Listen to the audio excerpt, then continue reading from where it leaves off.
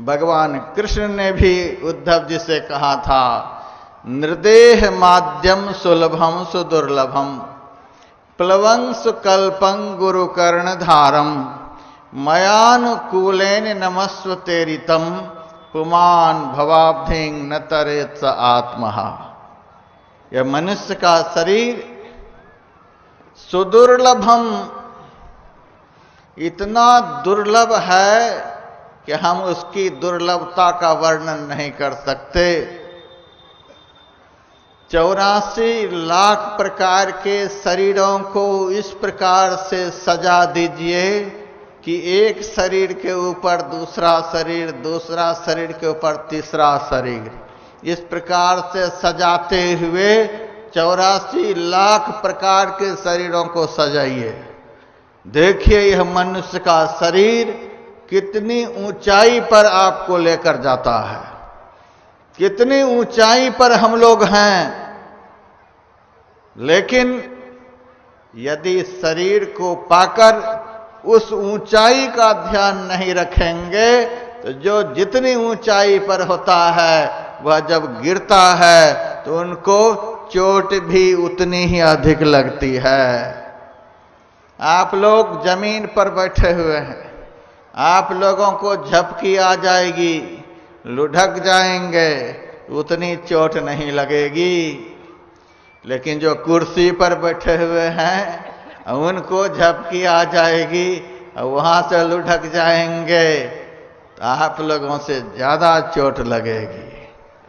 और जो मंच पर बैठे हैं यह बहुत खतरनाक जगह है, यहां से यदि लुढ़क गए, हे भगवान, जमानत जब्त हो जाएगा, फिर निकलने की उम्मीद नहीं, इतनी चोट लगेगी। इसी तरह से गधा के शरीर से हम बिना भजन किए निकल जाएंगे उतना दुख नहीं होगा, बैल के शरीर से बिना भजन किए निकल जाएंगे उतना दुख नहीं होगा, कुत्ता के शरीर से बिना भजन किए निकल जाएंगे उतना दुख नहीं होगा। लेकिन बिना भजन किए मनुष्य शरीर से जीव निकल जाए तो इतना दुख होगा कि जिस दुख का वर्णन नहीं हो सकता। पुमान भवाब्धिं न तरेत स आत्महा, भगवान कृष्ण ने कहा, आत्महिंसक की गति में चले जाएंगे, महादुख में प्रवेश कर जाएंगे। नारद जी ने इस जीव को महादुखों से छुड़ाने के लिए 84 सूत्र लिख दिए, यानी एकमात्र भक्ति के द्वारा ही जीव 84 लाख योनियों के दुखों में जाने से बच सकता है और किसी भी उपाय से नहीं बच सकता। संत कबीर साहब की वाणी में है, भक्ति बिनु नहीं निस्तरय, लाख करे जो को। दान कर लीजिए, उसका फल आप हाथी की योनि में जाकर भोग सकते हैं। तीर्थ कर लीजिए, उसका फल आप कुत्ता की योनि में जाकर भोग सकते हैं। आप यज्ञ कर लीजिए, यज्ञ का फल आप बैल की देह में जाकर के भोग सकते हैं। बढ़िया बढ़िया धनवान के घर में आप कुत्ता बनेंगे, बैल बनेंगे, कुछ भी बनेंगे। दुनिया के जितने भी शुभ कर्म सत्कर्म हैं उनका फल अन्य किसी योनियों में जाकर के भोग लेंगे, लेकिन परमात्मा की भक्ति का फल एकमात्र मनुष्य योनि में ही जीव जाकर के भोगता है।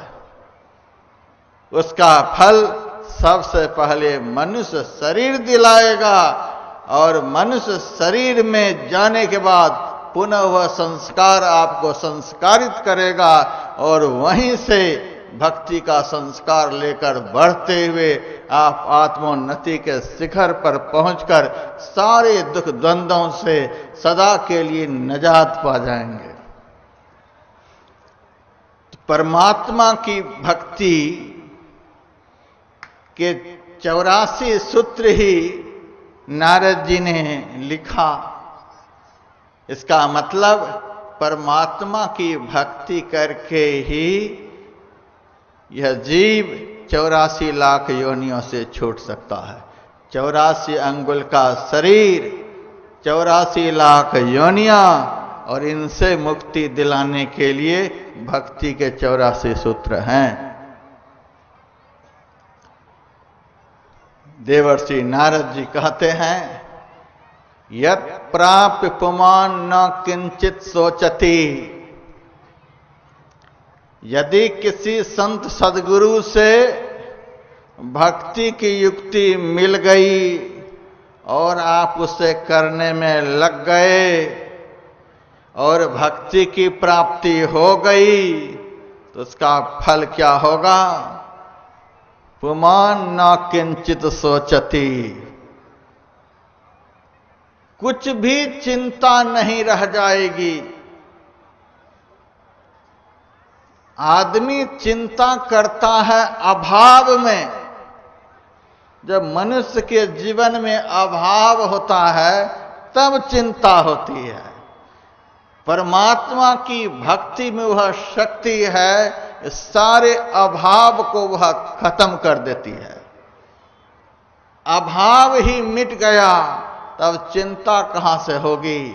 चाह गई चिंता मिटी, मनवा बेपरवाह, जाको कछु न चाहिए सोई साहंसाह।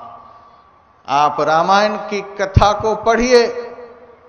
रामायण में तुलसीदास जी महाराज ने भगवान राम को ज्ञान का स्वरूप बतलाया है,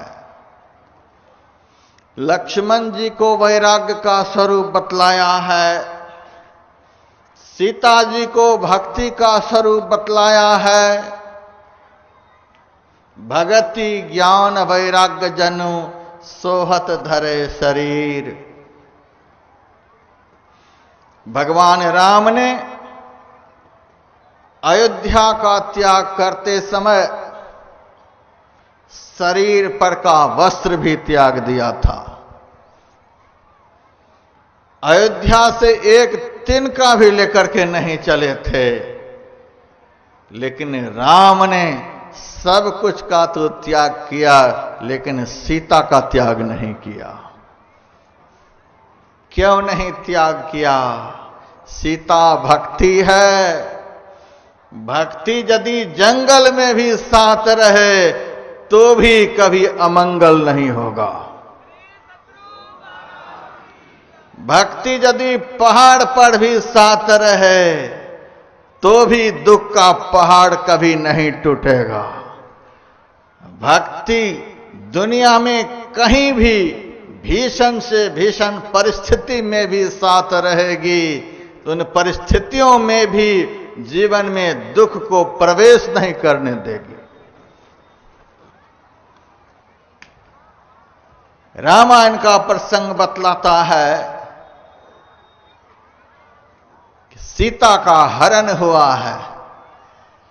रावण ने सीता को लेकर चला गया लंका, और भगवान श्री राम सीता जी की खोज में रोते हुए चले जा रहे हैं, पागल हो गए हैं। हे खग मृग है मधुकर श्रेणी, तू देखी सीता मृग नैनी। आज किसी की पत्नी का हरण हो जाए, किसी की पत्नी खो जाए, तो आदमी किसी आदमी से पूछेगा, हमारी पत्नी इधर से गई है, हमारी पत्नी कहीं मिली है? आदमी से पूछेगा। ऐसा नहीं कि किसी भैंस से पूछेगा, किसी बैल से पूछेगा, किसी पेड़ से पूछेगा, किसी पक्षी से पूछेगा। लेकिन भगवान राम पक्षी से पूछ रहे हैं, पेड़ से पूछ रहे हैं, भौरे से पूछ रहे हैं। इतने पागलपन भगवान दिखला रहे हैं।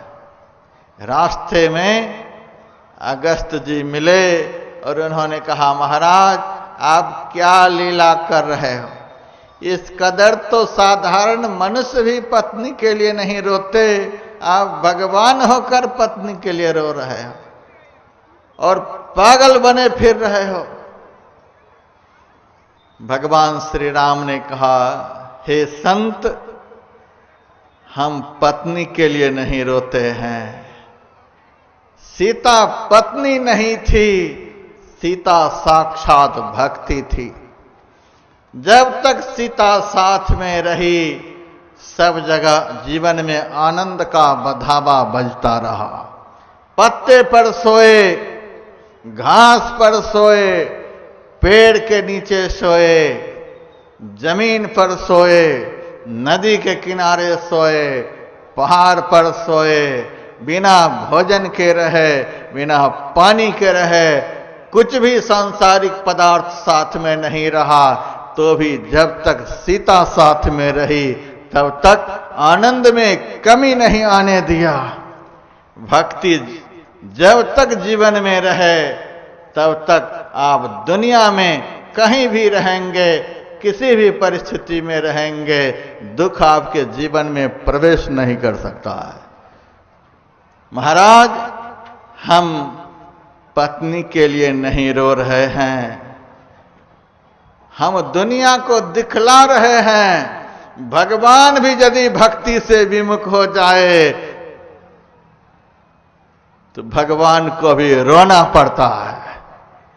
भगवान भी यदि भक्ति से रहित हो जाए तो भगवान भी पागल बन जाते हैं। हे संसार के लोगों, तुम बिना भक्ति किए, तू बिना भक्ति को जीवन में अपनाए कैसे संसार में आनंद का बधावा बजाना चाहते हो? भक्ति के अभाव में पागल बन जाओगे, पागल में बने सारे संसार में फिरते रहोगे, लेकिन कभी भी शांति का मुख नहीं देख पाओगे, सुख का मुख नहीं देख पाओगे। हम महाराज भक्ति के लिए रो रहे हैं, बिना भक्ति किए जीवन का रोना धोना समाप्त नहीं हो।